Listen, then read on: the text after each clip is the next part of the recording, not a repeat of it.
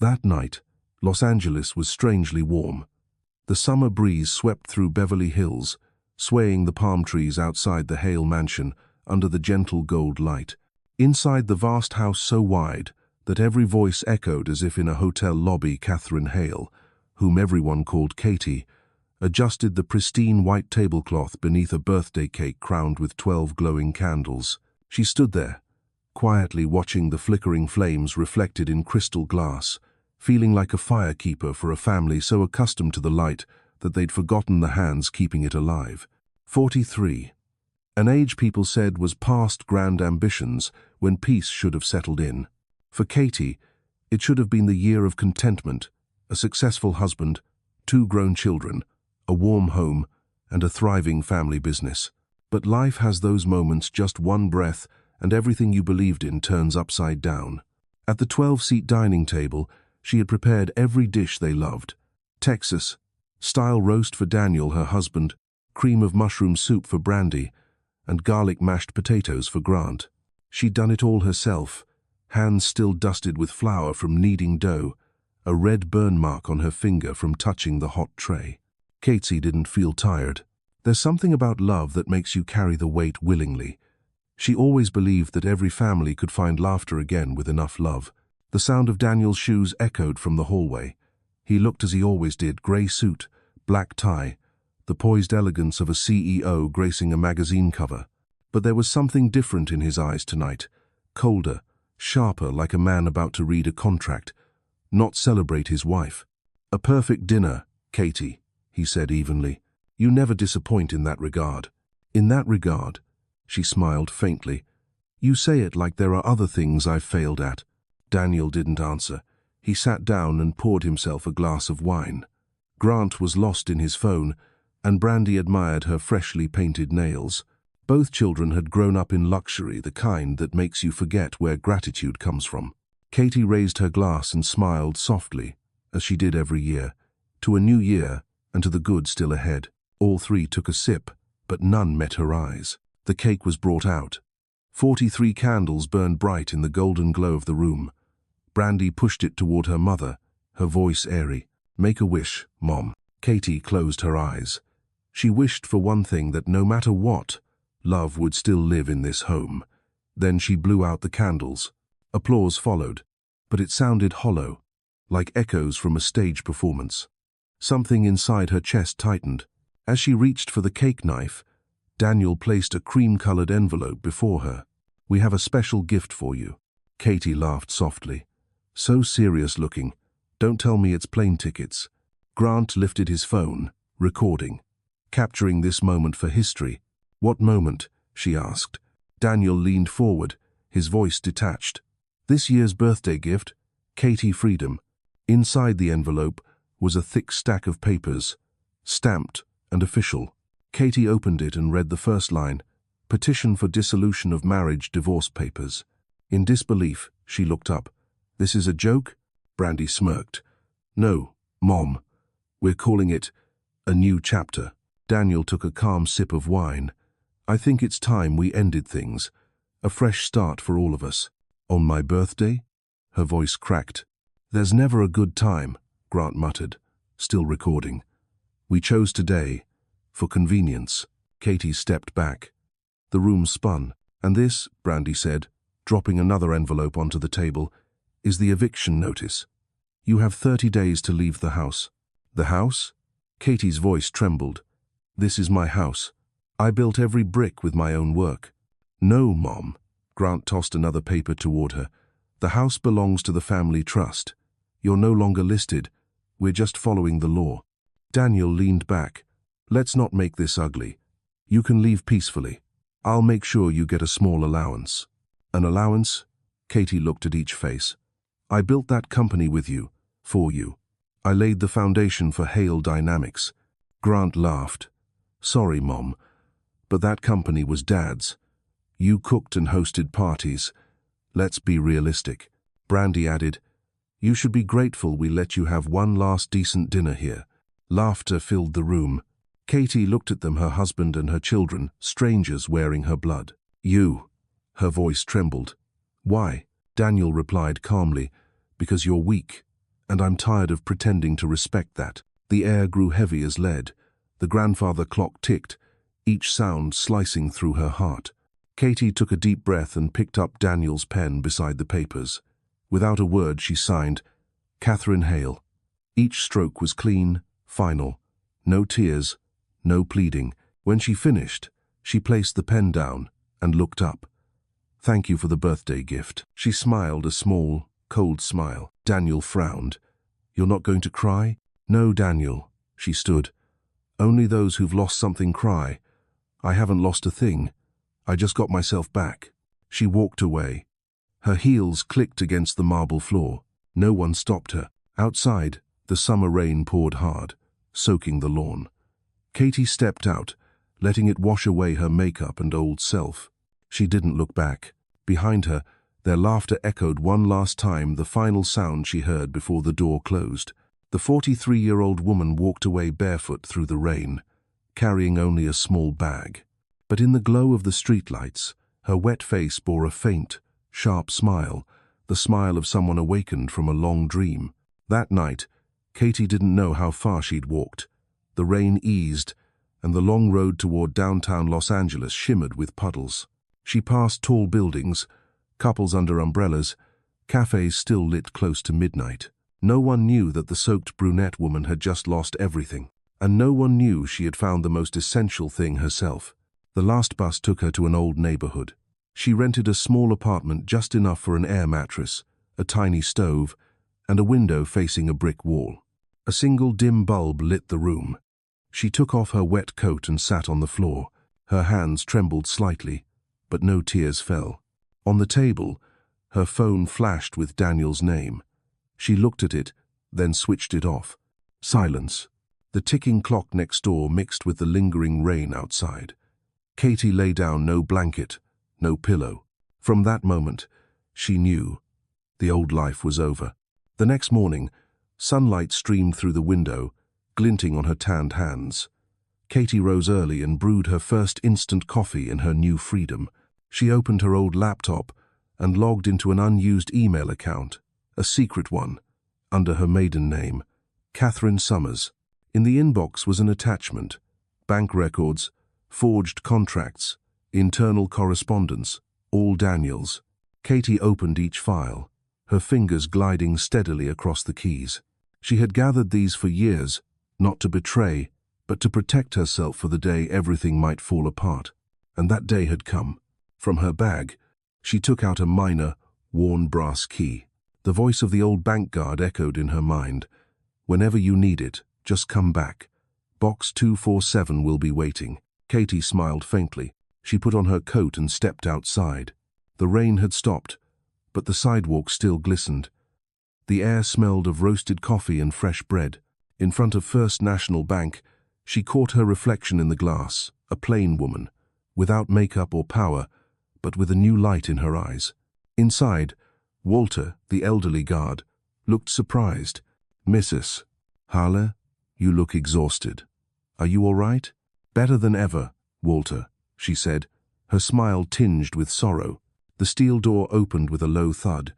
Box 247 sat on the third row, small, grey, ordinary. But what lay inside was anything but. A thick stack of organized files labeled by hand, Hale Dynamics, real operations. She drew them out, page by page. Foreign transfer receipts, internal memos of undisclosed expenses, lists of officials receiving bribes, and an old email thread labeled, From Daniel Hale to Cayman Trustee.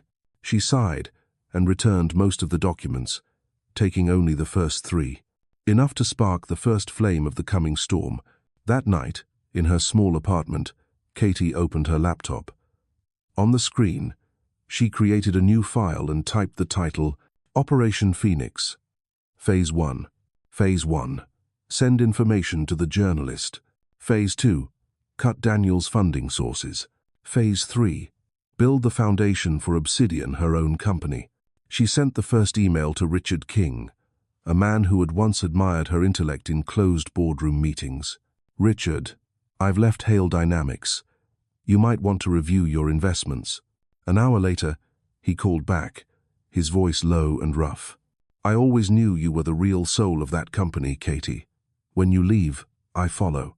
She hung up her gaze distant. Things were beginning to move quietly, slowly, but surely. That night, Katie opened her journal and wrote one more line. They think I'm weak, but they forget those who stay silent often hold the biggest secrets. Outside, the rain began again. In the small room, a single candle flickered, casting a thin blue smoke across her calm face. She was no longer the obedient wife of yesterday. From that night on, Katie Hale began her rebirth not through tears but intellect and dignity. The Monday morning after the rainy night, Los Angeles sunlight slipped through a narrow window, catching motes of dust drifting in the air. The small Echo Park apartment held only an old rug, a battered wooden table, and a kettle with a broken handle. Yet Katie Hale found it strangely warm. No arguing, no scornful looks, just her and silence. Sometimes, silence is the most precious gift life gives after a storm. Katie poured her first cup of coffee in the new room. The smell of coffee mixed with the scent of old paper from a suitcase tucked in the corner. She sat and laid her hand on the case, as if touching a sealed part of memory. That suitcase had traveled with her worldwide when she worked as a strategist for Hale Dynamics. Inside, among files that once seemed meaningless, was a minor brass key she had hidden for 10 years. That key belonged to safe deposit box 247 at First National, where she had kept a few original contracts and backup data. She had never imagined she would need it until now. Katie opened the suitcase. Amid the papers lay a black leather notebook, its cover slightly worn, embossed with 3 letters, KH's Files. She turned the pages. Each page was numbered, charts, handwritten notes, hidden trust funds, Cayman accounts, June transfers suspicious. She read and felt a chill. Daniel had been using her name for 10 years to sign a web of money laundering records. She had signed in trust, and the signature had become evidence that could incriminate her. Katie leaned back against the wall and stared at the ceiling. A weak golden light fell into her tired eyes. She smiled, not a joyful smile, but the recognition of a bitter truth. I wasn't only betrayed in love. I was betrayed with my own trust. At midday, Katie took the key, threw on a grey coat, and entered the city. Los Angeles still buzzed horns. People calling, crowded coffee shops. No one knew the woman passing by had once been the mind capable of shaking the city's financial world. Her steps were slow, steady. At First National, the old guard, Walter, looked up and immediately recognized her. "Miss Hale? My God, it's been ages. Are you all right?" She smiled faintly. "Better than ever, Walter." He studied her with a touch of pity, then nodded. "Box 247 is where it's always been.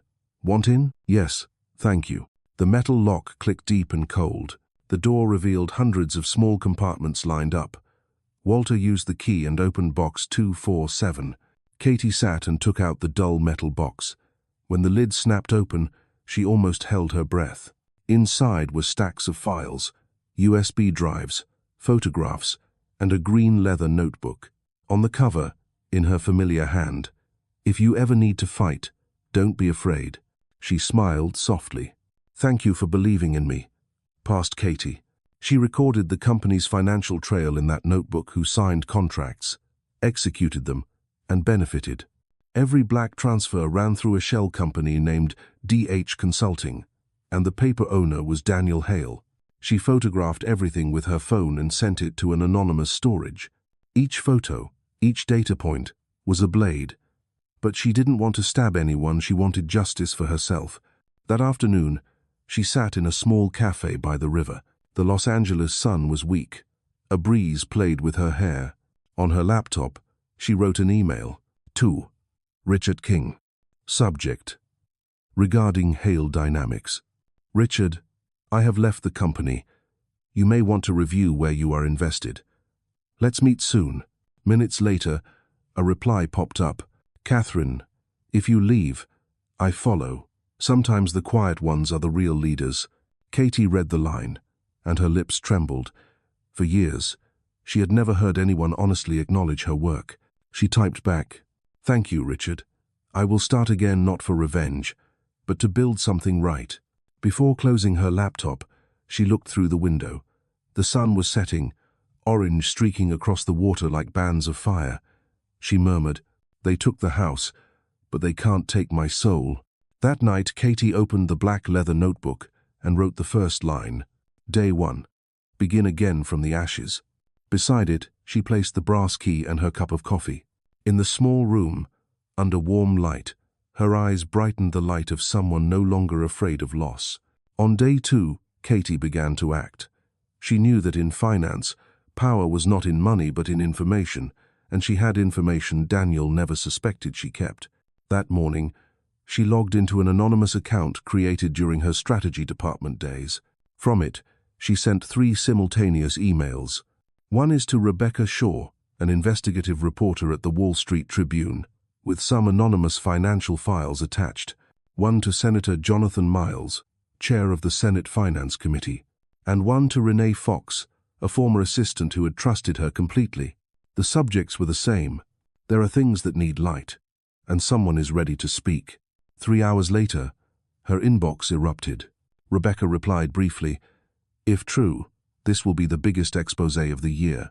Senator Miles confirmed receipt and promised to protect the source. Renee, her young assistant from years ago, wrote only, "I always believed you. Tell me what you need." Katie leaned back and exhaled. The pieces were starting to move. She was no longer the abandoned wife in a midnight storm. She was the one steering the board. That afternoon, she mailed a small unmarked envelope, a copy of the files, to a New York law firm. When the clerk asked, "Do you want insurance on that, ma'am?" she answered lightly, "No need. This will protect itself." That evening, the phone rang. A man's voice, seasoned and slightly hoarse, answered. "This is Cameron Frost. Richard told me to call. I hear you're starting something new." Katie smiled. "A new journey, yes. Perhaps more than business." "Obsidian Global?" he asked. "Not named yet. But obsidian sounds right. Volcanic glass, formed after everything has burned." Frost laughed. "A phoenix in stone. I like it. When do you want funding?" "Not today," she said. "I'm just drafting the plan." "I'll wait," he said, his voice serious. "Just promise me one thing." "What?" "That you won't lose your goodness, even as you make others pay." Katie was silent momentarily, then whispered, "I'm not seeking revenge. I'm restoring order to what's been twisted. Then I'm with you." The call ended, but her heart still fluttered. For the first time in years, someone had said, "I'm with you," with no strings attached. She took a fresh page and wrote, Day 2, not alone. Late at night, she heard rain pattering on the tin roof. She sat by the window and opened her old Hale Dynamics notebooks. The numbers came alive, telling the story of an empire built on lies. She saw Daniel in every contract, herself in every signature, once believing love could save a soul. She told herself softly, "I used to be their flame. Now I will be the ash that forces them to look back at the light." The next morning, the Wall Street Tribune published a short piece. "Financial scandal at Hale Dynamics internal tip suggests money laundering." The news spread across channels. Social media erupted. Daniel Hale's name began to appear under pointed questions. Katie watched the ticker crawl across the screen, eyes fixed. Renee texted, "It started, boss." She replied, "No. This is only the truth revealing itself." That afternoon, Daniel called repeatedly. The screen blinked with his name. Katie watched it flash but did not answer. Instead, she turned off her phone and opened the window. Calm wind swept in, carrying the smell of grass and dust. Far off, Los Angeles glittered in the sunset. The city busied on as if nothing were collapsing, but a woman had laid the groundwork for an American tremor in a small apartment in an old neighborhood. She put down her pen and wrote for that night. Day 3, strength isn't in what we lose. It's in how we rise.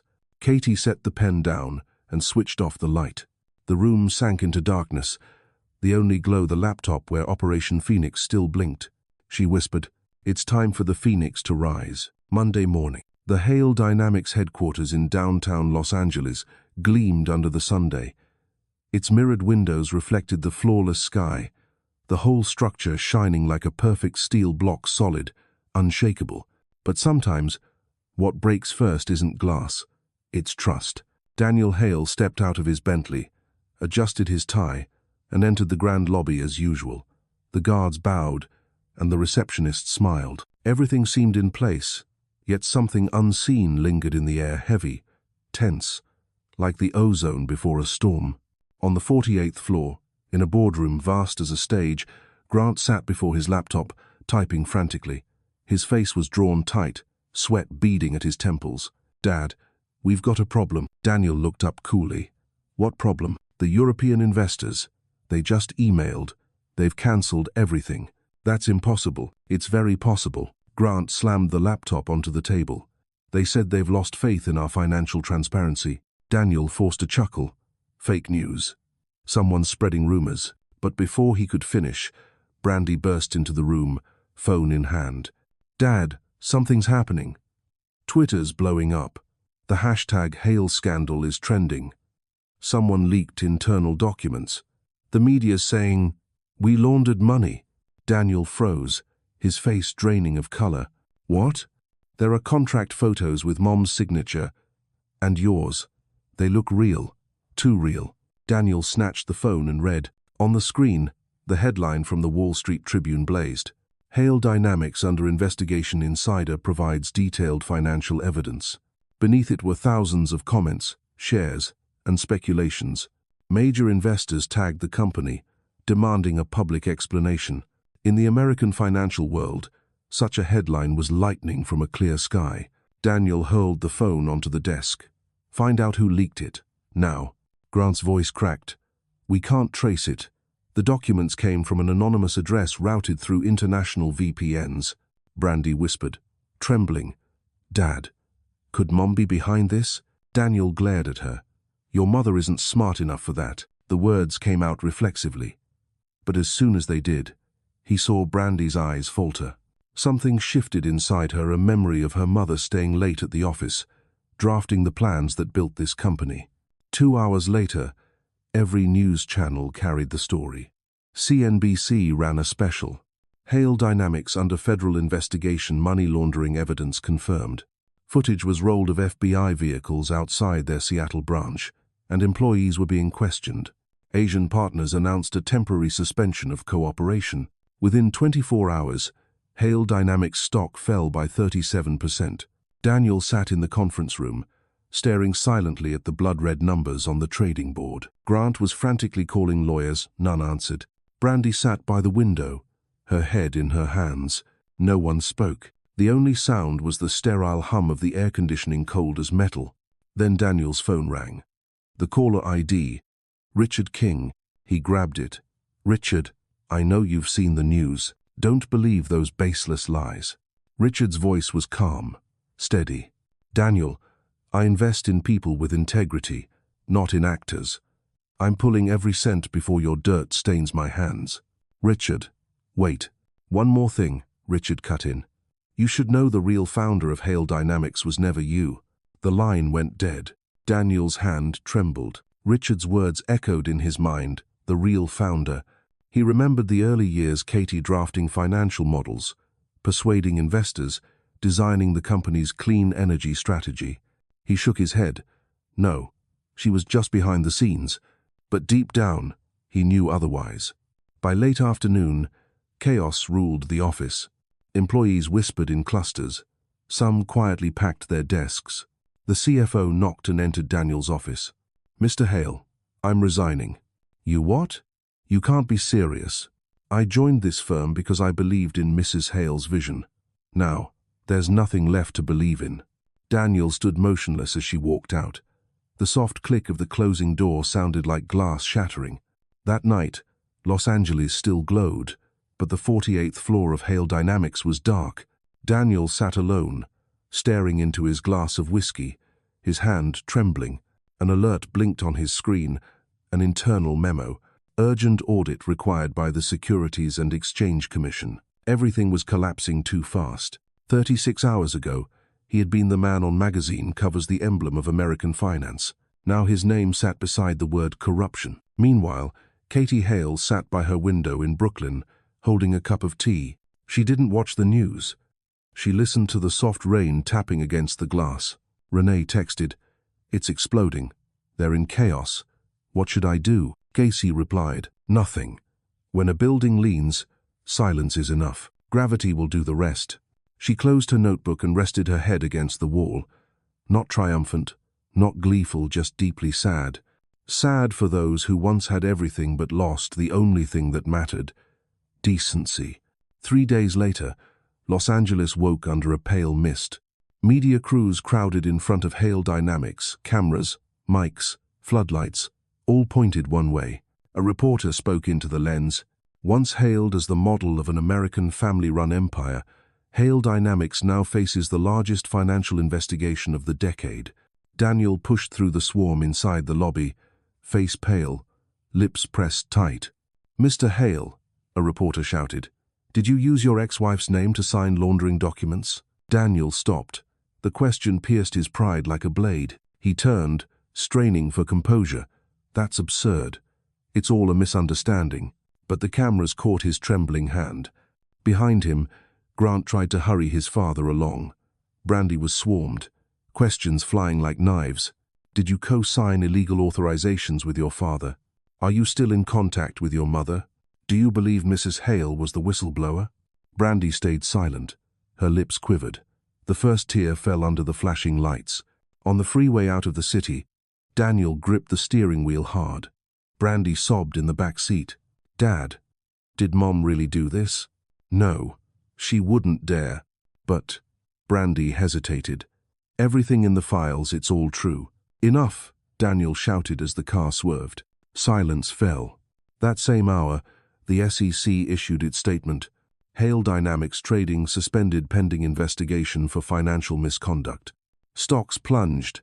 Thousands lost their jobs. Investors burned through hundreds of millions. They called it Hale's Black Monday.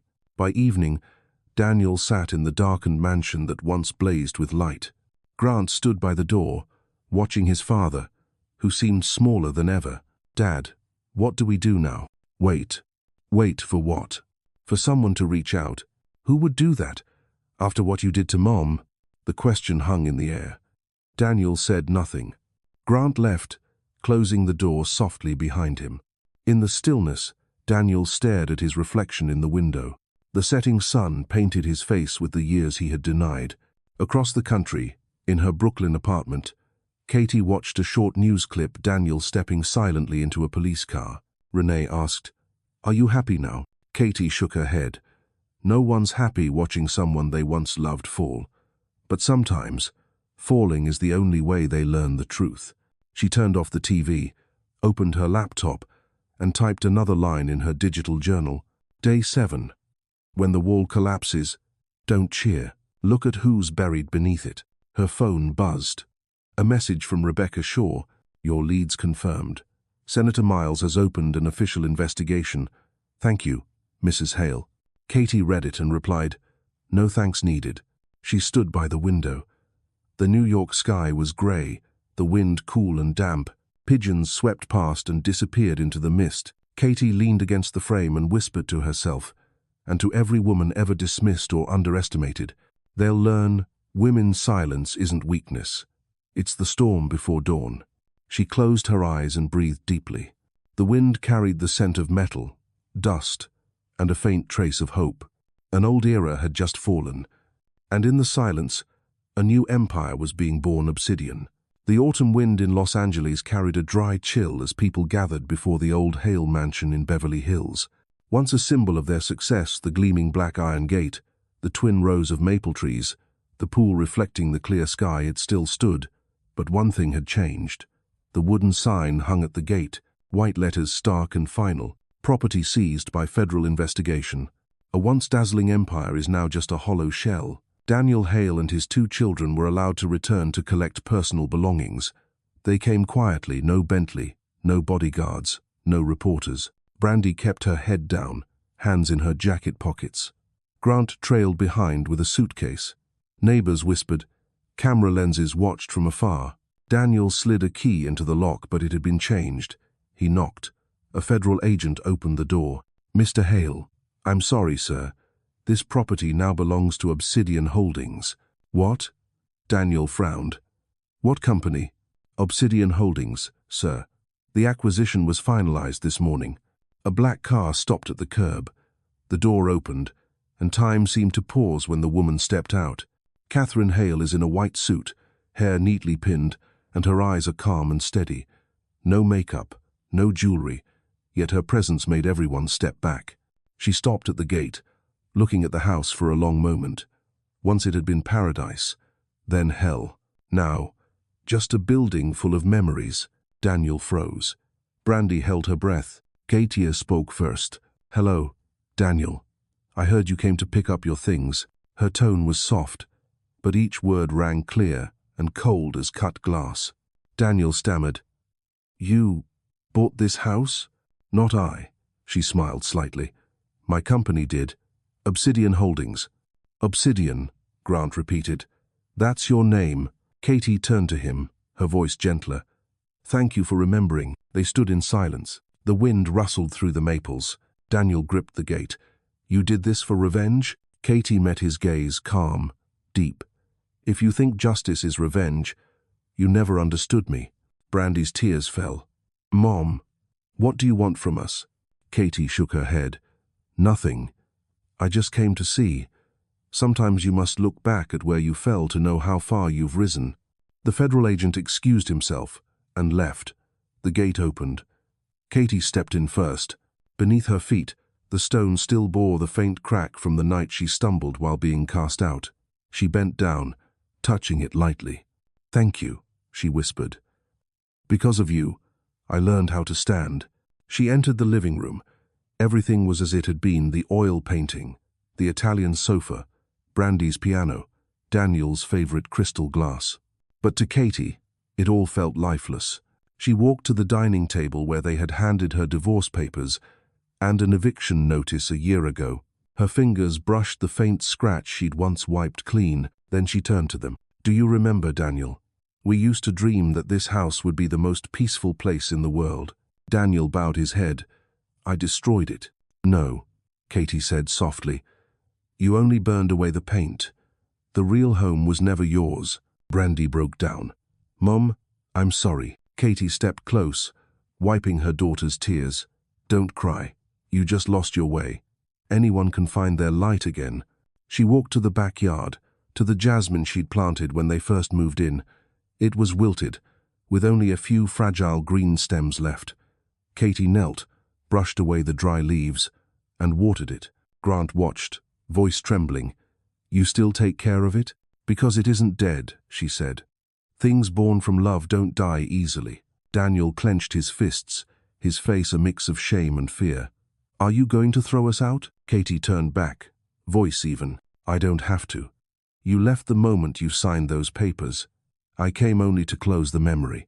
She placed a fresh jasmine pot on the windowsill, its white flowers fragrant in the wind. This is my gift not for the past, but for the lesson it gave me. Then she walked past them. Sunlight caught her brown hair. Her white suit fluttered in the breeze. As the gate closed behind her, Brandy sobbed.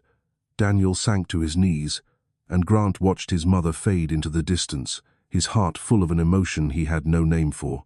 Katie stood beside her car outside, looking up at the blue sky. Her voice was low, carried by the wind. They took my house, but they'll never take my peace. She got in. The engine started, and soft music, Debussy's Clair de Lune, filled the air. As the car rolled away, a jasmine petal fell to the ground. A sudden gust lifted it, carrying it off like a sign of release. That night, the mansion was dark. Daniel, Brandy, and Grant sat together in the hollow silence of the living room. No one spoke. The grandfather clock ticked steadily, the house breathing faintly in its last hours. On the table, glasses of wine sat unfinished. Outside, the jasmine still bloomed, the only thing truly alive there. Brandy spoke first, voice trembling. Dad, did Mom really buy the house? Daniel nodded faintly. Looks that way. And she didn't make us leave. No. She came to show she'd won. Grant shook his head. No, Dad. She came to forgive. Daniel said nothing. Katie's face lingered in his mind, calm, no blame, only understanding and distance. That scared him more than any threat could. He stepped onto the porch, staring down the road where her car had disappeared. "She's really changed," he murmured. Brandy took his hand. "Dad, we were wrong. All of us." Daniel smiled sadly. "You've just realized what your mother knew all along. Money can buy everything except respect." That night, they slept there for the last time. By morning, the moving truck arrived. The Hale family left the mansion in silence, no lights on behind them. A bank representative waited at the gate, handing Daniel a small envelope. "The new owner asked me to give you this," he said. Daniel opened it. Inside was a single sheet of paper, handwritten in graceful script. "Remember this feeling. Sometimes losing everything is the only way to find yourself again." Signed, K.H. Daniel closed his eyes, clutching the page. Brandy looked at him. "I think Mom's not angry anymore." "No," he said quietly. "She's not angry. She's moved beyond it." At that exact moment, in New York, inside the new office of Obsidian Global, Katie Hale stood before a vast glass wall overlooking Central Park. The city glimmered below, cars flowing like stars across a sea of lights. Renee entered, holding a folder. "Congratulations, Katie. The deal with Frost Capital is signed. Obsidian is officially operational." Katie smiled, the first genuine smile in years. "Thank you, Renee. But today, I don't want to talk about contracts. What do you want to do, then?" She turned to her desk, where an old photo sat her, Daniel, and their 2 children on a camping trip in Yosemite. "I want to remember that every great beginning starts with a painful ending." She took a marker and wrote across the whiteboard, "Obsidian, the strength of transparency," and below it, "Rebuild the world not through revenge, but through intellect." Renee stood silently, then said softly, "You know, Katie, how you rose. It's made people believe goodness still exists." Katie looked out the window, her voice calm. "Goodness never disappeared, Renee. It just waited quietly for the right person to wake it up." She lifted her coffee cup, took a sip, and smiled. Her eyes followed the horizon of New York as dawn shimmered over the glass towers. The narration closed like a whisper from someone who had walked through ruin and returned whole. Sometimes we go back to where we were broken, not to prove we're stronger, but to show we're no longer afraid. Music swelled river flows in you, blending with the sound of the wind. Katie placed her hand on the desk, closed her eyes, and let her mind drift to the old house, the birthday, the rain. All of it is now only memory, dissolving like smoke. A chapter closed, and Obsidian Global, the Phoenix Empire, was born from its ashes. That morning in Los Angeles hung heavy, the sky veiled in smoke-gray clouds. Outside the federal courthouse, a crowd of reporters surged forward, camera flashes bursting like lightning. The headline running across CNN read, "Hale Dynamics faces major charges of money laundering and fraud." Daniel Hale sat between 2 lawyers in a grey sedan parked by the curb. His face was gaunt, hair streaked with silver. The once elegant black suit looked out of place amid the chaos. Grant stared at his hands silently in the back seat, while Brandy behind dark sunglasses trembled slightly. She didn't cry, but her shoulders curled inward, as if trying to disappear. Daniel gripped the car door handle, his voice hoarse. "Don't answer any questions. Let me do the talking." Grant gave a dry, bitter laugh. "You've been doing the talking all your life, Dad. Maybe it's time someone else spoke." Daniel turned sharply. "You mean your mother?" "Maybe," Grant said, eyes fixed on the glass. The door opened. A storm of flashes erupted. Voices rose like waves. "Mr. Hale, any response to the money laundering allegations?" "Mr. Hale, was Mrs. Katherine Hale the source of the evidence?" "Mr. Hale, do you have anything to say to your ex-wife?" Daniel kept his head down, pushing forward. Behind him, Brandy stumbled as the crowd closed in. A reporter thrust a microphone toward her. "Miss Hale, do you regret how you treated your mother?" She turned away. A single tear slid beneath her sunglasses. Inside the courtroom, the air was thick with tension. The prosecutor read the charges aloud, over 10 pages long. Each count struck like a blade. Money laundering, tax evasion, fraudulent international contracts, identity misuse. When the prosecutor reached the line, All documents verified by an anonymous internal source, formerly Director of Strategic Development at Hale Dynamics. The entire room fell silent. Daniel's hands clenched the table edge. Sweat beaded at his brow. He knew. They were talking about Katie. Outside in the hallway, Katie Hale stood by the window, not entering the courtroom. She wore a long beige coat, hair neatly tied back, and a coffee cup in hand. Beside her was Renee, calm as always. "You're not going in?" Renee asked. "No," Katie said quietly. "I don't need to see them condemned to know they were wrong. But the media's calling you the woman who brought down California's most powerful family." Katie smiled softly, almost sadly. "Brought down? I only pulled back the curtain. They chose to live in the dark." Renee studied her, then nodded slowly. "You did the right thing. Still, doesn't it ever feel empty?"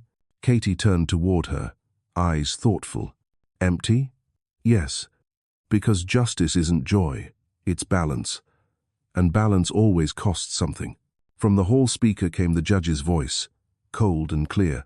"Defendant Daniel Hale is remanded to federal custody pending trial. Assets are frozen.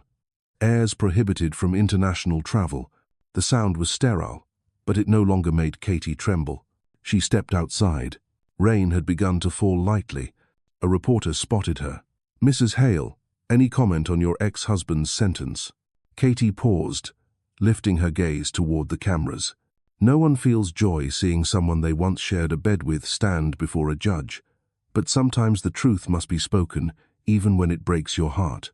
Then she turned away, her footsteps mingling with the murmur of rain and flashing lights. That evening, her face appeared on the news, framed in a small window beneath the caption, "Katie Hale, the Woman of Justice." Meanwhile, in a cold cell at the Federal Detention Center, Daniel sat alone before a gray wall and a metal table. Fluorescent light emphasized the deep lines on his face. He stared at his trembling hands, hands that had once signed hundreds of contracts. In his mind, he saw Katie at the mansion gate, calm, unresentful. Her voice echoed, "You taught me how to sign my name. I just learned faster." Daniel bowed his head. For the first time, he felt small, pitifully so. He whispered, voice breaking, "You won, Katie. But why do I feel relieved?" 2 weeks later, Los Angeles buzzed with scandal. Every network replayed the story, calling it the birthday trial of the century. Millions watched, debated, and condemned. The name Hale, once synonymous with power, had become the emblem of downfall. Katie received countless interview requests, book deals, and movie offers. She declined them all. Instead, she flew to New York, the city she called her rebirth. She kept her quiet routine in her small Brooklyn apartment, opening the window each morning, listening to birds, sipping black coffee. A life so simple, it felt unreal compared to Hollywood's glare. One morning, Renee entered with her phone in hand. "You should see this," she said. On the screen, Brandy was interviewed by Morning Light. "Do you have anything to say to your mother?" the host asked. Brandy hesitated, then spoke, her voice trembling. "I used to think my mom was weak, but now I know she was strongest when she stayed silent. If she's listening, I'm sorry." Katie set down her cup, her hand trembling slightly. Her eyes glistened, but her smile was tender. "She's grown up," she murmured. Renee's voice softened. "Will you call her?" "Not yet. Forgiveness takes time." That afternoon, Katie arrived at Obsidian Global's Manhattan office. The glass tower glowed gold in the afternoon light. She gathered her small founding team: Richard King, Cameron Frost, and Renee. Richard spoke first. "Katie, the whole country sees you as a symbol. We should use this momentum for publicity." She shook her head, her tone steady. "I don't want to be a symbol of revenge. I want Obsidian to stand for rebirth." Frost leaned forward. "You think that's possible after what they did to you?" "Yes," Katie said. "Because if I don't, I become them." Silence filled the bright room. In that moment, everyone understood her compassion wasn't weakness, but strength forged in fire. That night, when the others left, Katie stayed behind. She opened the window. The cold wind rushed in. Below, New York's lights shimmered like a sea of falling stars. She took up her black leather notebook and wrote, Day 30. Justice achieved, but justice doesn't heal. Forgiveness does. Then the phone rang an unknown number. She hesitated, then answered. A man's voice, rough and faint. Katie, it's me, Daniel. She was silent for a few seconds. How are you? I don't know. In here, time moves slowly. I just wanted to thank you for doing what I never could, telling the truth. No need to thank me, she said quietly. Truth is something everyone must face, sooner or later. I only hope, someday, you can forgive me. Katie smiled sadly. I already have, Daniel. Not to ease your guilt, but to free myself.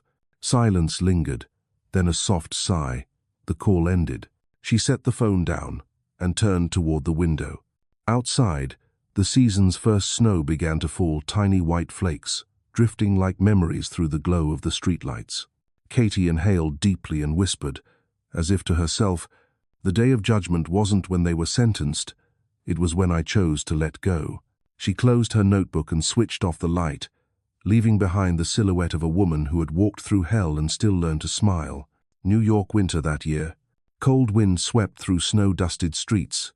The golden glow from cafe windows shimmered against the tower's glass facade, where, on the 47th floor, new letters gleamed in silver light. Obsidian Global. Katherine Hale. Katie stood in her new office, a cup of black coffee in hand, gazing through the wide glass wall towards Central Park. From here she could see the bare winter trees, joggers in the snow, and the city's pulse that never slept. It was the opening day of her company, the first page of a wholly new chapter. Inside, everything reflected the spirit of Obsidian itself, black and grey, minimal, elegant, born of fire, tempered by ruin. On the wall behind her hung a motto she had written herself: transparency, humanity, rebirth. Renee entered, carrying a folder. Boss, the media's waiting for a short statement. CNN, Bloomberg, even The Guardian.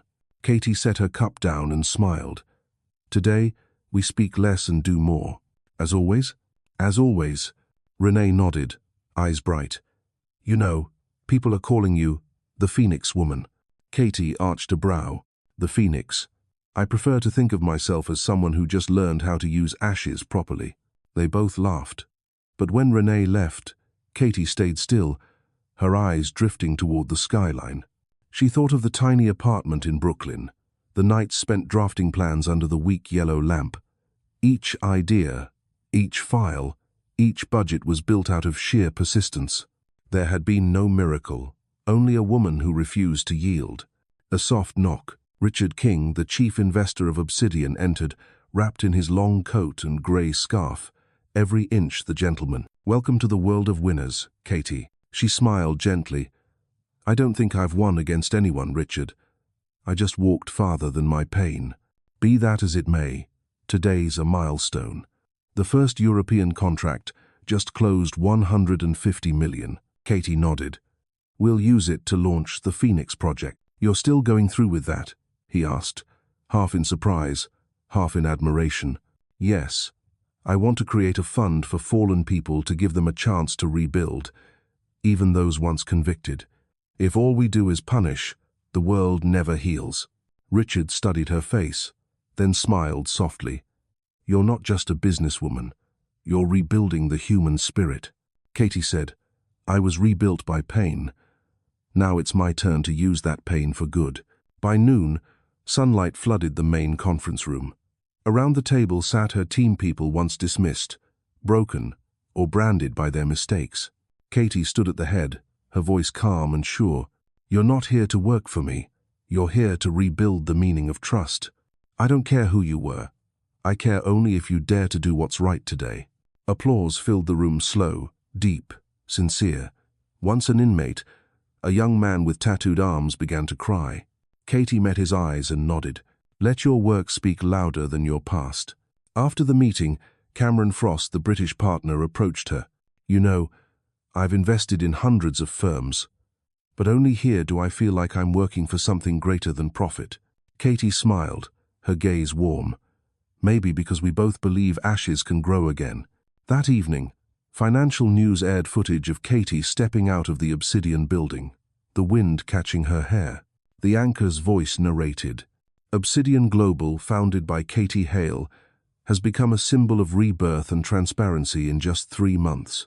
An empire built not on power, but on integrity." That night, she returned to her old Brooklyn apartment. It was still small, still simple, as a reminder of where she began. She lit a candle, sat by the window, and wrote in her black leather journal, "Day 100. I no longer need others to believe in me. I only need to keep believing in what's right." The candlelight glowed against her face, glinting like polished obsidian, dark, but full of quiet depth. 3 months later, spring came to New York. Central Park turned green again, cherry blossoms painting the paths. Inside Obsidian's headquarters, the first press conference for the Phoenix Project, the Rebirth Fund, was underway. On stage, a black stone phoenix logo shimmered in the lights. Entrepreneurs, journalists, politicians, and those whom the fund had already helped were in the audience. Katie stepped into the spotlight, strolling steadily. She wore a white suit and a small phoenix pin on her lapel. She needed no script. Every word came from her heart. "I lost everything, family, reputation, career, a year ago. But in those ashes, I found the truth. The most valuable thing isn't success, it's the ability to begin again. The Phoenix Project isn't about me. It's about people being judged by their mistakes instead of their growth. Everyone deserves a second chance." Applause rose through the hall, extended, resonant, sincere. Katie bowed slightly, then stepped back. Renee wiped her eyes. Cameron Frost smiled and nodded, a silent toast to her victory. After the event, Katie walked outside. The air was clear, the light soft. A young woman ran up, slim, blonder, eyes trembling but familiar. "Brandy." "Mom," she gasped. "I'm sorry. I came early this morning to say that."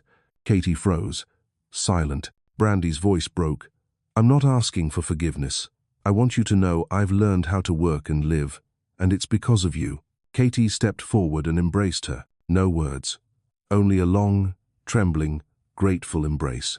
Amid the busy streets, people paused to watch, but the world fell away for the two of them, leaving only the rhythm of shared breath. "Through tears," Brandy whispered, "you could have hated us, but you chose goodness. I didn't think that was possible." Katie cupped her daughter's cheek. "Hate only keeps us still. Forgiveness lets us move. I didn't walk away to forget the pain I walked, so it couldn't rule me anymore." Brandy nodded, hugging her tighter. Above them, a flock of birds arced across the sky, catching the sunlight like the rising wings of a phoenix. By dusk, Katie was back at her office. Cameron Frost waited, 2 glasses of red wine on the table. "You saw your daughter?" She smiled. "Yes." And the little girl she used to be finally understood her mother's words. Frost raised his glass. "Congratulations. You've won not in business, but in hearts." Katie looked out the window. Sunset gilded her brown hair. "I didn't win, Cameron. I just found the human part of myself again." They sat silently, watching the city glow below a city full of scars, like her own life, yet beautiful in its resilience. Later that night, before leaving, Katie checked her email. Her inbox overflowed with messages from those helped by the Phoenix Fund. One letter made her stop. "I'm a former Hale Dynamics employee. Thanks to your program, I've found work again. Thank you for proving mistakes don't have to be endings." Katie read it twice, the words flickering like tiny flames in her chest. She replied, "No one truly loses their chance. We need the courage to ask for it again." She closed her laptop and turned off the lights. Before leaving, she paused at the wall where the motto gleamed: transparency, humanity, rebirth. She touched the final word and whispered, "I've been reborn, and maybe, so will they." As the elevator doors closed, golden light brushed her face, calm, confident, and alive. No longer the woman of sorrow. Katherine Hale was now something greater, a living proof that even after devastation, humanity can shine again. Beautiful, from the ashes. One early autumn evening in New York, When the wind had begun to cool and Central Park's lights shimmered against her office's glass walls, Katie Hale sat alone after a long day of meetings. The final stack of signed contracts on her desk lay neatly beside her darkened laptop. Everyone had gone home. Only the faint hum of the air and the ticking of the wall clock remained. She was about to leave when the night guard knocked softly. "Mrs. Hale, a letter came for you. No sender listed." Katie looked up, surprised. "A handwritten letter?" "Yes, ma'am. No address either. Someone left it at reception." He handed her the envelope, thick, cream-colored paper, the handwriting slanted and familiar. Her heart stopped for a moment. Brandy's handwriting. She sat down, her hands trembling slightly. Outside, the streetlights blurred into soft streaks against the glass. She opened the envelope. The first line caught her breath. "Mom, I don't know if I still have the right to call you that, but I've found a little courage if you're reading this." Katie pressed a hand to her chest, her heartbeat quickening. She inhaled slowly and read on. "Mom, I once believed money and power were everything. I saw you as weak because you chose silence instead of fighting back. But now I understand sometimes silence is stronger than any scream. I remember that dinner last year. I remember your eyes when you signed the divorce papers without a tremor. I didn't understand then, but I do now. You didn't lose. You refused to become like them. Dad's in the rehabilitation center. Grant is trying to rebuild his life. And me, I serve coffee in a small shop in Brooklyn. Sometimes customers talk about Obsidian Global and a woman named Katie Hale. I listen. I feel proud and ashamed. You did what we never dared to do. Live with decency. If you're still angry, I understand. I just wanted to say, I miss you. Every time I smell jasmine, I remember our old house and your laughter." The letter ended with a trembling line, the ink slightly smudged. "I hope one day you'll let me call you Mom again just once, so I can say I love you. Brandy." Katie sat motionless. A tear slipped down her cheek, soaking into the paper. It had been so long since she'd cried not from pain, but from tenderness. Outside, the city glowed quietly. Towers shimmered like constellations. Cars moved like falling stars across the streets below. She folded the letter gently and held it to her heart. "Thank you, Brandy," she whispered. "I've been waiting for this letter too." She walked out to the balcony. The autumn wind tousled her hair. Central Park below blazed golden in the evening light. Katie tilted her face to the sky and closed her eyes. "Forgiveness isn't erasing the past," she murmured. "It's accepting that even the past was once love." That night, she went home and placed the letter beside an old family photo. The candlelight flickered over the glass, softening her features as if time had folded back to gentler days. She opened her leather journal and wrote, "Day 200, I received a letter, and I realized I never truly lost my daughter. We just wandered apart for a while in the dark." The next morning, Katie arrived at the office early. Sunlight poured through the windows, filling Obsidian's meeting room with warmth. On the table sat Brandy's letter beside her coffee cup and the small plant Renee had given her. Renee entered, noticed the letter, and smiled softly. "You read it?" Katie nodded, her expression distant, tender. "Brandy wrote from her heart," Renee said quietly. "Will you reply?" Katie paused. "Not with a letter. I think it's time to see her." That afternoon, she took a cab to Brooklyn to the little cafe Brandy had mentioned. It sat on a quiet corner, its wooden sign warm and straightforward. Bloom Cafe, a place to begin again. As Katie stepped inside, the doorbell chimed. The smell of roasted coffee filled the air, familiar, comforting. Behind the counter, Brandy was wiping glasses, her hair tied back, and her face thinner but softer, honest. When she saw her mother, her eyes widened, trembling. "Mom," she whispered. Katie nodded. "Hello, sweetheart." Neither moved. They looked at each other across the counter for a moment, two faces bound by years of distance and a love that had never truly vanished. Brandy dropped the towel and came around. She stopped in front of her mother, hands shaking. I don't know where to start." "You don't have to," Katie said gently. "I read your letter. That's enough." Brandy broke down. sobbing as she threw her arms around her. The sound was raw and honest, so much so that nearby customers quietly turned away, respecting a moment too intimate to witness. Casey stroked her daughter's hair. "No one's born knowing how to love the right way," she said softly. "I made mistakes too. What matters is that you saw them and chose to change." Brandy nodded through tears, her face buried against her mother's shoulder.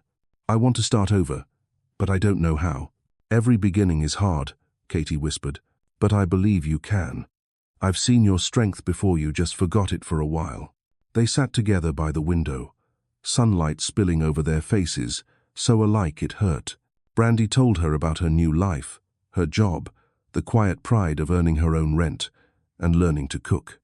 Katie listened, no judgment, no interruptions, only presence. When Brandy stood to make coffee, she smiled faintly. "I roasted these beans myself. Try it, Mom." Katie took a sip. The flavor was gentle, bittersweet, perfectly hers. She smiled. "It's wonderful," Brandy exhaled shakily. "I hoped you'd say that." And in that moment, every shard of pain melted away. There were no sides, no scars, only a mother and daughter relearning how to love each other, as if for the first time. Back in her apartment, Katie placed Brandy's letter that night in a wooden box beside the old brass key that had once opened her safety deposit box. Two artifacts of two journeys, one of justice, one of grace. She wrote one final note in her journal. Day 201. Forgiveness isn't for others. It's the gift we give ourselves. And today, I accepted mine.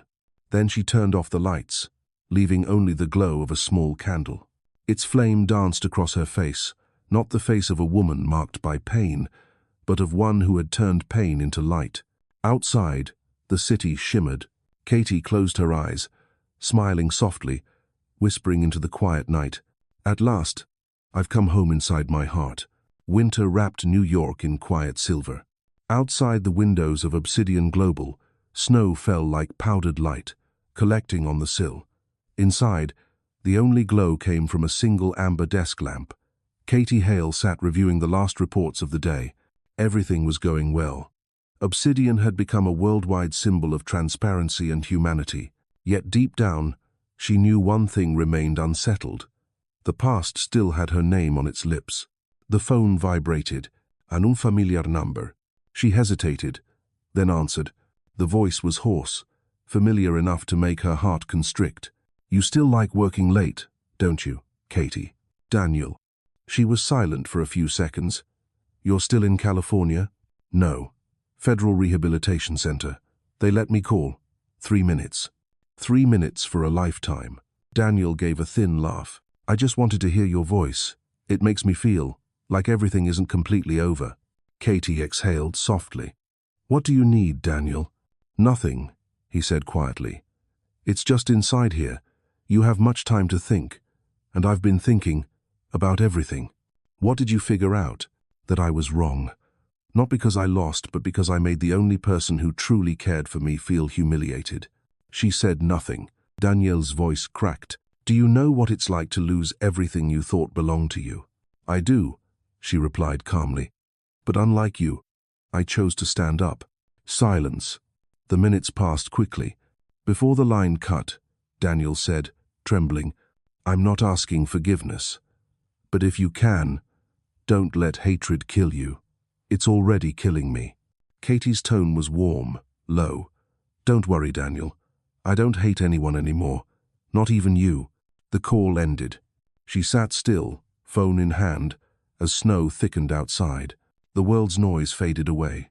In her notebook, she wrote, "Call 1, from the man who once destroyed me." But tonight, his voice was no longer powerful. It was the voice of a soul lost, trying to find its way home. 2 days later, the phone rang again, another unknown number. "Hello? Mom?" A young man's voice, low and weary. "Grant." Katie paused, then softened. "Hi, son." "Mom, I've been applying for jobs everywhere. But when people hear my name, the son of Daniel Hale, they laugh. They think I'm like him." Katie closed her eyes. "You're not him, Grant. Don't let a name make you forget who you are." "I'm trying," he said, voice cracking, "but I'm ashamed. I filmed you that night. I remember your eyes when you walked out of the house. I wish I hadn't. She could hear his heavy breathing on the other end. Katie said quietly, "What hurt me most wasn't that you filmed it. It was that you thought that moment would break me. But it made me stronger." Grant's voice shook. "Mom, can you forgive me?" "Forgive?" She smiled, tears slipping down her cheeks. "Son, I did that long ago. Otherwise, I wouldn't be here listening to you now." There was a long silence, then a soft sniffle. "I love you, Mom. I'm sorry. Recognizing your mistakes is where growing up begins, Grant. Now live with kindness. That's the only way to make things right." She heard his quiet reply, "I will," and the line clicked off. Katie looked out the window. Under the streetlights, snowflakes glistened like countless memories melting slowly into the ground. She wrote, "Call 2, from the son who once laughed at my pain." And I realized sometimes adulthood begins with a collapse. Over the next 2 weeks, the phone kept ringing. Some calls were only silence. Some were just the sound of breathing or a muffled sob. She didn't always know who was on the other end, Daniel, Grant, or Brandy, but she listened to them all. 42 calls in 14 days. Call 41 was Brandy. "Mom, I just wanted to hear you breathe, because that sound reminds me you're still here." Katie laughed softly through her tears. "I'm still here, sweetheart, and I'll love you, no matter how far you go." Call 42 came on a rainy night. No voice at first, just quiet. Then Daniel's weak whisper, "Katie, thank you. I dreamed of you. You were smiling. I hope you really are happy." Then the line went dead. Katie sat in the dark, phone glowing faintly. 42 calls. From the Hale family. She touched the screen and whispered, "Enough. They're learning to speak the truth, and I'm learning to listen." The following Sunday morning, the snow stopped. The first sunlight of the season spilled into Katie's small bedroom. She rose early, made coffee, and sat by the window. A photo of her 3 children, laughing by a lake long ago, hung on the wall. She smiled at it gently. The phone rang again. This time, not an unknown number. Brandy. "Hello, Brandy." "Mom," her voice trembled, "I know I've called too much. But today, I'm not apologizing. I want to tell you something." "I'm listening." "I've been promoted to manager at Bloom Cafe. The owner said I have the eyes of someone who's lost everything but stayed kind. He said eyes like that can be trusted." Katie's voice wavered with pride. "He's right." Brandy hesitated. "Mom, would you come to the reopening?" "I renamed the place the Phoenix Cafe." Katie froze. "You chose that name? Because it's you. And it's me. We've both been reborn." Silence stretched between them. Then Katie whispered, "I'll come." Brandy began to cry. "Thank you, Mom. I can't believe you said yes." "Don't thank me. We're writing a new chapter.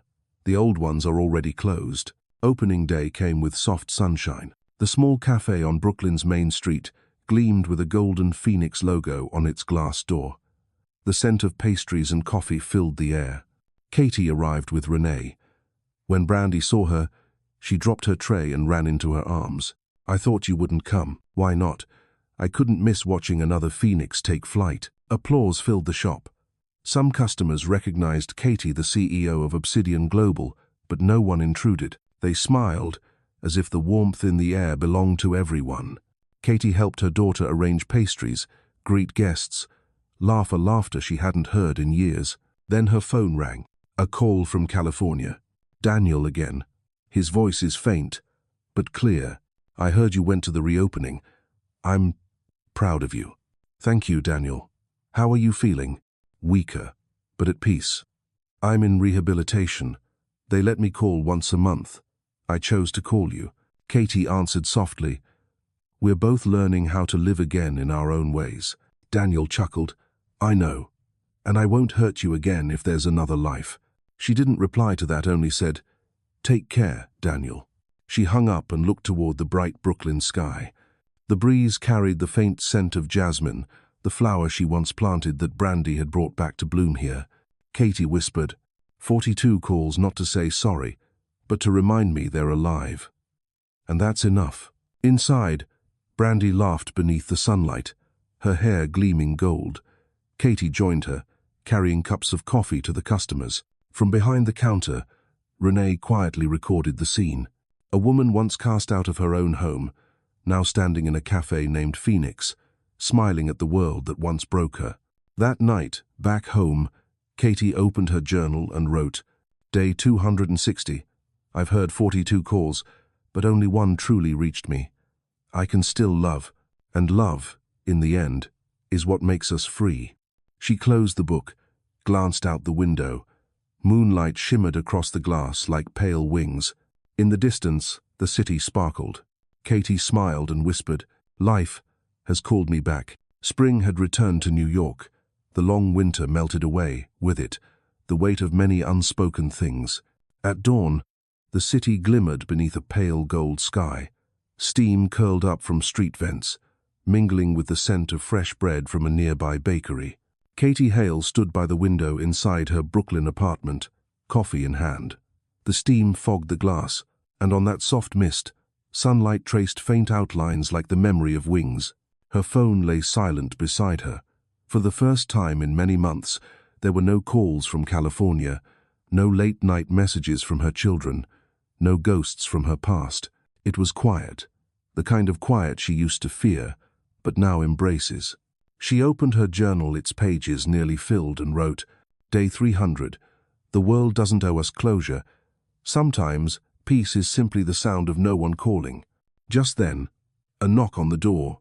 When she opened it, Brandy stood there, smiling, coat unbuttoned, cheeks pink from the cool air. "Surprise," she said, holding a paper bag that smelled of croissants. Katie laughed.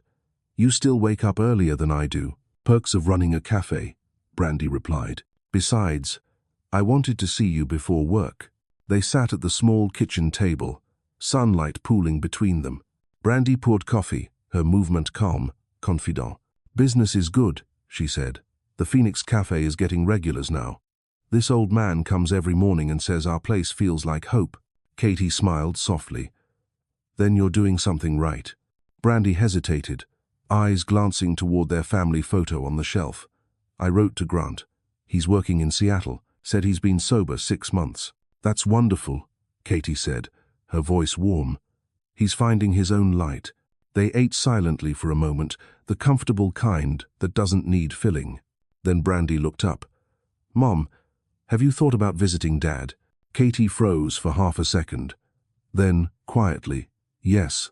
Brandy nodded, waiting. "I'm not going for him," Katie continued. "I'm going because there are words that shouldn't stay buried." Brandy reached across the table and took her mother's hand. "I'll come with you." A week later, California greeted them with its dry, golden light. The rehabilitation center sat on a hill outside Los Angeles, surrounded by trees and quiet air. Daniel Hale looked older, thinner, hair completely gray, eyes dim but not empty.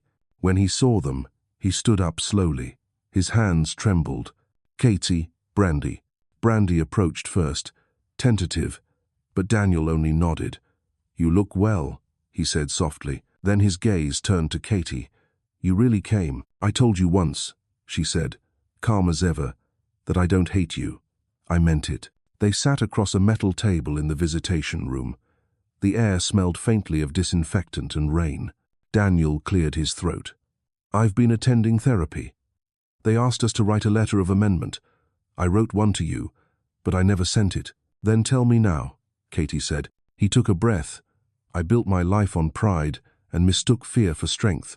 You tried to save me from myself, and I made you the enemy. You deserved better than the man I became." Katie's eyes softened. "I didn't need you to be better, Daniel. I needed you to be honest." He lowered his head. "I know. I'm sorry." For a moment, no one spoke. Then Katie said gently, "You once told me I'd never survive without you. But look at me now, our children alive, our names clean again. Maybe we both survived, just differently." Daniel nodded, tears welling. "You did what I couldn't. You forgave." "I had to," she whispered, "because if I didn't, I'd still be standing in that old house, waiting for a door that would never open." Brandy reached for her father's hand. He startled at first, then squeezed back, trembling. It wasn't redemption, but it was human. When their time was up, Daniel stood and said quietly, "Thank you for coming. I'll remember this." Katie nodded. "Remember to live, Daniel. That's enough." That evening, mother and daughter walked along the Santa Monica shore. The sky blazed orange, waves curling around their shoes. Brandy watched her mother's face serene, reflective. "Do you think he'll change?" Katie smiled faintly. "He already did, the moment he stopped pretending." Brandy squeezed her hand. "You always know what to say." "No," Katie said, eyes on the horizon. "I just know when not to." They stood there long, letting the sea wind tangle their hair. When night fell, Katie whispered, "I think this is the last chapter." Brandy looked at her, puzzled. "Last chapter of what?" Katie smiled. "Of everything that began with pain." Weeks later, Obsidian Global launched a new campaign in New York, the Morning Project. Its purpose was simple: to support rehabilitation programs for ex-convicts rebuilding their lives. During the press conference, Katie stood before the cameras, poised and radiant. "The morning," she said, "is not defined by the Sunday. It begins when we decide to stop being who we were yesterday." After the applause faded that night, she returned to her quiet apartment, poured herself tea, and opened her journal one last time. Day 365. The calls have stopped. The storms have passed. All that's left is morning, and in its light, I finally see myself not as the woman who endured, but as the one who became. She closed the book and placed it beside the candle. Outside, the first bird of dawn sang faintly through the city's hum. Katie Hale smiled, whispering to no one in particular. The past called 42 times. But this is the sound of morning. That night, New York was breathtakingly beautiful. It was March. The last snow of winter still lingered on the rooftops, but the spring wind had begun to weave through the streets. The sky was cloudless. A full moon hung above, its light reflected on the glass walls of the Obsidian Tower like a silent blessing. Katie Hale stood quietly behind the grand stage in the preparation room. Her long gown shimmered silver blue under the soft light, elegant, simple, and dignified. Her hair was tied low, adorned with a small white jasmine flower, the kind she had planted by her doorstep years ago. Renee entered, holding a headset, her voice trembling slightly with emotion. "Are you ready? The hall is waiting." Katie smiled gently, her eyes calm. "Tonight isn't about my success, Renee. It's about the human heart." Renee nodded, squeezing her hand. "People will remember tonight, you know?" Katie's smile deepened. "I don't need them to remember me. I only need them to remember that we can grow wings even from ashes." The voice of the host echoed from the stage. "Ladies and gentlemen, please welcome the founder and CEO of Obsidian Global, Mrs. Katie Hale." Applause rose like waves. Lights swept across the audience, hundreds of faces glowing in anticipation. Katie stepped out, each stride slow and steady, as though walking through years of pain, through every scar that had finally healed. Her voice was low, warm, and steady when she spoke, not loud, but powerful enough to still the room.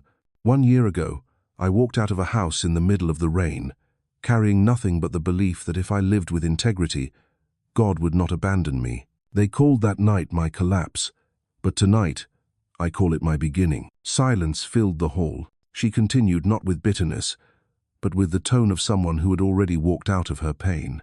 "I lost my husband. I lost my children. I lost my company, even my name. But in that emptiness, I found the most precious thing of all, myself." Light glowed across her face, calm and resolute. "When I founded Obsidian, I didn't want to build an empire. I wanted to build a place where honesty was valued as a form of capital." Applause erupted, hesitant at first, then thunderous. But amid the light and sound, Katie's gaze drifted to the back of the hall. Her heart stopped for a moment. 3 familiar faces stood near the door. Daniel, Grant, Brandy. No glamour, no arrogance. Daniel is in an old suit, face drawn and pale. Grant has his hands in his pockets, his eyes heavy. And Brandy is holding a bouquet of white jasmine against her chest. Katie raised her hand gently, signaling security not to stop them. Then she smiled, as if finally releasing the last breath of her past. "Before I continue," she said into the microphone, I'd like to invite 3 special guests to join me." The crowd stirred. Lights shifted toward the entrance. The 3 strolled forward, bathed in pale light, fragile, human, real. Daniel bowed his head. "Thank you for letting us stand here tonight." Katie answered softly, not through the mic, only for him to hear. "I'm giving you the chance. The truth is yours to take." Daniel turned to the audience, his voice trembling. "My name is Daniel Hale. This woman was once my wife. I betrayed her not just with my actions, but with my pride. I laughed when she broke. And today, I want to say something I should have said 20 years ago. Thank you for building the world I once destroyed." The room fell utterly silent. Katie nodded. "You said what needed to be said. Thank you." Then she turned back to the audience, her voice low and clear. "Forgiveness doesn't mean forgetting. It means accepting that even the past tried to teach us something. I didn't forgive because they deserved it. I forgave because I needed to be free." Applause thundered through the hall.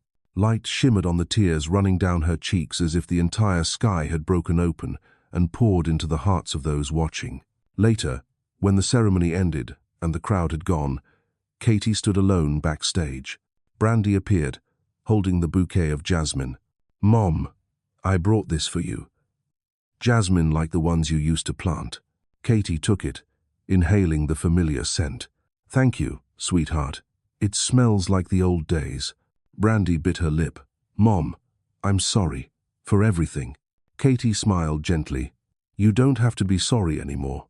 Living kindly, that's how you say sorry every day." They embraced soft, trembling, and the winter inside them melted away for the first time in years. That night, the city slept. Only one light remained from the top floor of the Obsidian building. Katie stood by the window, looking down at Fifth Avenue glittering below. Peace deep and complete filled her chest. Renee entered, eyes shining, social media's exploding. "They're calling tonight the Phoenix Night." Katie chuckled softly. A fitting name. 3 million views in 1 hour. People are saying they believe in goodness again. "Don't mind them," Katie said. "What matters is," Brandy came back. Renee nodded and quietly left. Katie stepped onto the balcony, the cold air brushing against her skin. The scent of jasmine lingered in the breeze. She sipped her wine, gazing toward the night sky where one bright star burned above all others. "Daniel Grant." "Brandy," she whispered. "We've paid every debt." Her phone buzzed. A message from Daniel. "Thank you for turning hell into a place to learn how to be human. When I'm released, if you'll let me, I only want to do one thing: replant the jasmine garden behind the house. D." Katie smiled as she typed back. "That garden is still waiting, but this time, plant it with hands that know how to love, not to possess." She set the phone aside and leaned against the railing, breathing in the night. Across the street, the Phoenix Cafe still glowed. Inside, Brandy was clearing tables, laughing with a customer. Grant helped her lock the doors, and the two shared a smile no longer arrogant, but honest, like the children they once were. Katie watched them, eyes glistening. "At last," she whispered, "my family knows how to live." Back inside, she took out her old leather notebook, the one that had once held her plans for revenge. On its final blank page, she wrote, "Day 365, 1 year since the night I was thrown out of my home. I stand in my house again tonight, not built by power but grace. I have proven that a woman can lose everything: rise, love, and forgive. And when she does, the world must fall silent to hear its own heart beat again." She closed the notebook. The curtain fluttered in the night wind, the candlelight flickering softly across her face, serene, strong, whole. Katie whispered to herself, "I don't need revenge. I want to prove that kindness can be stronger than cruelty." Outside, the moon stretched a silver veil across the city. A white bird crossed the sky and vanished into the dark. Katie smiled faintly, murmuring, "The phoenix doesn't rise to prove it survived. It rises to fly higher, farther, lighter than all hatred." And so that night, the Phoenix Night, came to an end. No longer a night of vengeance, but of healing. Not an ending, but a promise of dawn. Over New York, the moon drifted quietly. Katie Hale, The woman who was once broken at her birthday party now stood at the height of her life, not to strike back but to forgive. And within the hearts of those who had once hurt her, a small light began to glow for the first time, faint but actual, the light of redemption, the first dawn after the Phoenix night. Soft pink light filtered through the glass walls of Obsidian Global. Falling across the desk were a few pages of notes, a bouquet of white jasmine, and a black leather notebook lay untouched. Katherine Hale opened her eyes and felt the first warmth of morning brushing her skin. Gentle piano music played from the small speaker, A New Beginning, the song she listened to every morning. She slipped on a thin sweater and stepped onto the balcony. The air carried the scent of the Hudson, cold but clean. Below, the city was waking, buses humming, people holding their coffee, sparrows perched on power lines. Katie looked out and smiled softly. We've been given another day to live. Her phone buzzed. A message from Brandy. Mom, the jasmine's blooming before the cafe this morning. Sending you a picture. Katie opened the photo, tiny white flowers, glowing like drops of hope in sunlight. She typed back, I see them. Thank you, sweetheart. They bloomed right on time, as if they knew today was special. Today marked the first anniversary of Obsidian Global. But Katie didn't plan a grand celebration. She wanted only a small gathering to remind everyone why they began. She arrived early at the office. Renee was already there, holding 2 steaming cups of coffee. Happy birthday, Obsidian, she said. Katie smiled, taking a sip, and happy survival to us both. Renee sat beside her, eyes glimmering. I still remember that first day. You had 1 rented room and a whiteboard with 3 words: transparency, humanity, renewal. Those 3 words saved me from the dark, Katie said quietly. Because when you've lost everything, living with decency is the only way to stay alive. The morning passed in peace. Katie gathered the team for a small meeting. She didn't talk about revenue or market share. Instead, she spoke about people. Every scar is a chapter. Don't hide it, let it breathe. We've all known loss, but what matters is this. After every ruin, we chose to rebuild not with stone, but with trust. When she finished, the room filled with applause. Once fired from her old company, a young woman stepped forward, eyes wet. Thank you, Mrs. Hale. You gave me a second chance. I thought my life was over. Now I believe anyone can start again. Katie embraced her. That's why Obsidian exists. To give each of us a place to breathe, to live again. Sunlight streamed through the windows, lighting up the sign behind her. The Phoenix Project, its golden letters gleaming like outstretched wings. After the meeting, Katie stood by the glass wall, watching the city below. She felt no bitterness, no pride, just stillness, as if the wind had finally carried away everything heavy. Her phone rang, a video call from Grant. His face appeared bright and confident, and his background was a small startup office. Mom, I'm working for a new company. I didn't tell anyone who I am. I want to be hired for my skills. Katie smiled. That's the right way, son. Grant hesitated. There's one more thing. I wrote an article about you. It's called The Woman Who Made Me Believe Mistakes Can Be Beautiful. Katie laughed, tears glistening. Beautiful? Yes, Grant said, because they teach us to see who we really are. She didn't reply, only nodded, warmth spreading through her chest. Maybe, she thought, my son has finally grown up. After the call ended, she opened the window. The wind lifted her hair. Somewhere below, a single leaf spiraled down, spinning gently until it vanished into the breeze. Katie watched it and whispered, everything can begin again if we still believe in the light. That afternoon, a courier arrived with a letter from California. The handwriting was firm, proud but slightly trembling. It was from Daniel. Katie, I was released from the rehabilitation center today. I went to where it all began, the old house in Beverly Hills. It's an empty lot now. I planted jasmine there, just as you told me, root by root, branch by branch. Every time I look at them, I see you, not the wife I betrayed, but the woman who taught me what character means. I am writing not to ask you back, but to thank you. Because of you, I believe redemption is real. Katie's hands trembled as she read. Tucked inside was a photo rose of young jasmine plants reaching toward the Sunday. She set the letter down and gazed out the window. The afternoon light spread across the floor, gold and soft as silk. "Finally," she whispered, "he's learned how to live." That evening, the Phoenix Cafe hosted a small gathering for those helped by the Phoenix Fund. Brandy asked her mother to give a speech, but Katie shook her head. "You should speak, sweetheart. This is your generation." Brandy stepped onto the small wooden stage, microphone trembling in her hands. "I used to take everything for granted. I used to think happiness was power.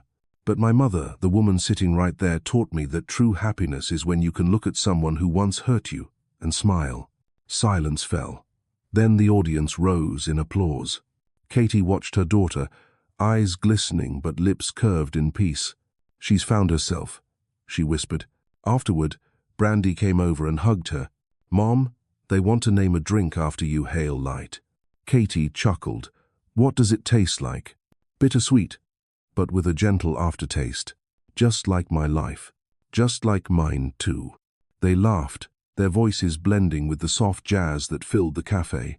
Renee quietly filmed the moment, saying nothing because she knew this was the ending the story had always been moving toward. Back home, Katie sat by the window that night, the city shimmering outside cars like streams of moving light. She opened her notebook to the final page and wrote, "Day 400. I've learned that revenge never brings happiness. Only forgiveness brings peace. I am no longer the abandoned woman I once was. I am the one who learned to love herself." She laid down her pen and closed the book. Moonlight spilled across the desk, touching the white jasmine blossoms. Katie brushed a petal with her fingertips and smiled. "The flowers still bloom, though once beaten by storms, and I still live, though once forgotten." She turned off the lamp and stepped onto the balcony. The sky glittered with stars. In the distance, the Phoenix Cafe still glowed, a quiet promise that even burnt-out souls can find their own light again. The breeze carried scents of coffee, jasmine, and life itself. Katie closed her eyes, breathing deeply, then smiled the lightest, most genuine smile of her life. "I don't need to be remembered as the strong one. I only want to be remembered as the one who chose love, even when I had every reason to hate." And when dawn broke over the horizon, sunlight poured through her window, sweeping across the room, washing away every remaining shadow in her heart. Katie Hale stood by the window, letting the light touch her face. A single tear fell, not of sadness, but of gratitude. At last, she whispered, "You understand? No one is reborn just once. Every morning we choose to be a little kinder, that's when we begin again." The first light of day glowed against the glass of the opposite building, forming a soft halo, like wings unfolding. It was as if the whole city was bowing to a soul that had finally healed.